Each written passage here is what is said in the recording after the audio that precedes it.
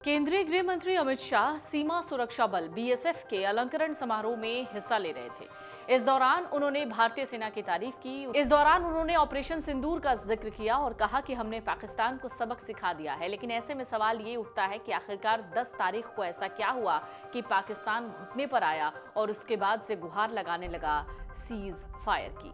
ये हम आपको बताएंगे, लेकिन उससे पहले हम आपको सुना देते हैं गृह मंत्री अमित शाह का वो बयान जिसमें उन्होंने बीएसएफ और सेना को लेकर बहुत सारी बातें कही। उन्होंने कहा कि हमने पहलगाम में हुए आतंकी हमले का जवाब ऑपरेशन सिंदूर के जरिए दिया है। ये जब घटनाक्रम चल रहा था तब, क्योंकि युद्ध घोषित नहीं हुआ था, बीएसएफ ने भी बॉर्डर नहीं छोड़ी थी, बीएसएफ भी मोर्चे पर थी। जब उस ओर से गोलाबारी हो रही थी, सेल चल रहे थे, गोलियां चल रही थी, बीएसएफ के जवानों ने भी 1 इंच भी पीछे हटे बगैर उनके गोली का जवाब गोले से देने का काम किया और उनको ये बता दिया कि बीएसएफ 24 घंटा 365 दिन तैनात है और जब तक बीएसएफ है पाकिस्तान की सेना 1 इंच भी आगे नहीं बढ़। तो गृह मंत्री अमित शाह ने इस कार्यक्रम में नक्सलवाद और आतंकवाद पर खुलकर बोला। कहा उत्तर पूर्व में शांति व्यवस्था करनी जरूरी है और आप सभी ने अपनी जिम्मेदारी को बहुत अच्छे से निभाया है। बीएसएफ और सेना ने अभी ही एक उदाहरण दुनिया के सामने पेश किया। तो जिस उदाहरण का जिक्र गृह मंत्री कर रहे थे, आज उसके बारे में एक और खास बात कर लेते हैं। दरअसल ऑपरेशन सिंदूर जो चलाया गया पाकिस्तान के खिलाफ और उसकी आतंकी गतिविधियों के खिलाफ, 10 तारीख को ऐसा क्या हुआ, यानी 10 मई को ऐसा क्या हुआ था जिसकी वजह से पाकिस्तान को घुटने पर आना पड़ा।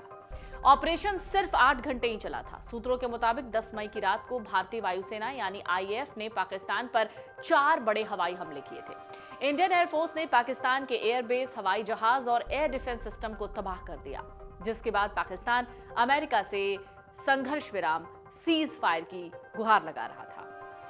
एक रिपोर्ट कहती है कि भारतीय वायुसेना के लड़ाकू विमानों ने पाकिस्तान पर सटीक निशाना लगाने वाली मिसाइलें दागी। रफाल विमानों से स्काल्प मिसाइलें दागी गईं।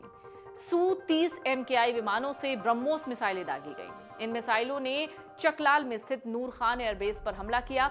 ये पाकिस्तान के उत्तरी एयर कमांड कंट्रोल नेटवर्क का हिस्सा था। पहले हमले में ही ये तबाह हो गया। आखिरी हमला जैकोबाबाद और भुलारी एयरबेस पर हुआ, लेकिन तब तक पाकिस्तान हार मान चुका था।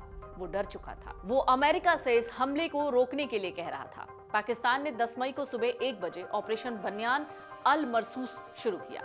उसने कहा कि वो अगले 48 घंटों में भारत के एयरबेस को तबाह कर देगा, लेकिन भारत ने पाकिस्तान पर जोरदार हमला बोला। उसने हवा से सतह पर मार करने वाली कई मिसाइलें इस्तेमाल की। यह ऑपरेशन सुबह 9:30 बजे खत्म हो गया। भारत का S-400 air defence system Adampur में है। इसने ऑपरेशन सिंदूर के दौरान 11 बार काम किया। इसी आदमपुर में पीएम मोदी गए और उनके पीछे जो तस्वीर दिख रही थी वो S-400 की थी। दरअसल S-400 ने पाकिस्तान के SAP 2000 airborne early warning system को मार गिराया। यह सिस्टम पाकिस्तान के अंदर 315 किलोमीटर दूर था। S-400 एक ऐसा सिस्टम है जो हवा में आने वाले खतरों को भांप लेता है और उन्हें मार देता है। आईएएफ के पास इस बात के सबूत हैं कि उसकी मिसाइलों ने एक C-130J विमान, एक JF-17 और 2 F-16 लड़ाकू विमानों को भी मार दिया। आईएएफ ने स्कैल्प और ब्रह्मोस मिसाइलों को एक साथ इस्तेमाल किया ताकि निशाना चूक न जाए। 7 मई को भारत ने 9 आतंकी कैंपों पर हमला किया था। 7 कैंपों को अलग अलग तरीके के गोला बारूद से निशाना बनाया गया। सेना, वायुसेना और नौसेना ने मिलकर यह हमला किया। मुरीदके और बहावलपुर में मौजूद आतंकी ठिकानों पर स्कैल्प और ब्रह्मोस मिसाइलों से हमला किया गया। ये मिसाइलें सटीक निशाना लगाती हैं। सूत्र कहते हैं 10 मई को भारत ने लाहौर में चीन में बने LY-80 एयर डिफेंस सिस्टम को हार्पी कामिकेज ड्रोन से मार गिराया।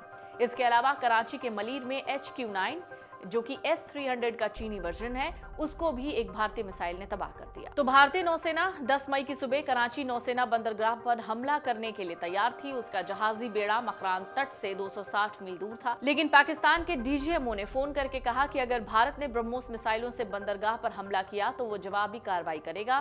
पाकिस्तान की धमकी से भारतीय सेना और सरकार डरे नहीं, लेकिन 10 मई की दोपहर तक पाकिस्तान के DGMO ने युद्ध विराम यानी सीज फायर की गुहार लगाई और उसी सीज फायर को लेकर इस वक्त पाकिस्तान की थू इस पूरी दुनिया में हो रही है। खास तौर से पाकिस्तान ने हर मुमकिन कोशिश की कि वो भारत को नीचा दिखाए, झूठी खबरें फैलाई, AI से कुछ झूठी तस्वीरें बनाई गई और उन तस्वीरों को सर्कुलेट करके पाकिस्तान ने हर मुमकिन कोशिश की, लेकिन उसका जवाब भारत के यानी हमारे एयर डिफेंस सिस्टम ने दे दिया। अगर आप ये वीडियो YouTube पर देख रहे हैं तो हमारे चैनल को सब्सक्राइब कर बेल आइकन दबाएं और Facebook पर देख रहे हैं तो हमारे पेज को लाइक करें।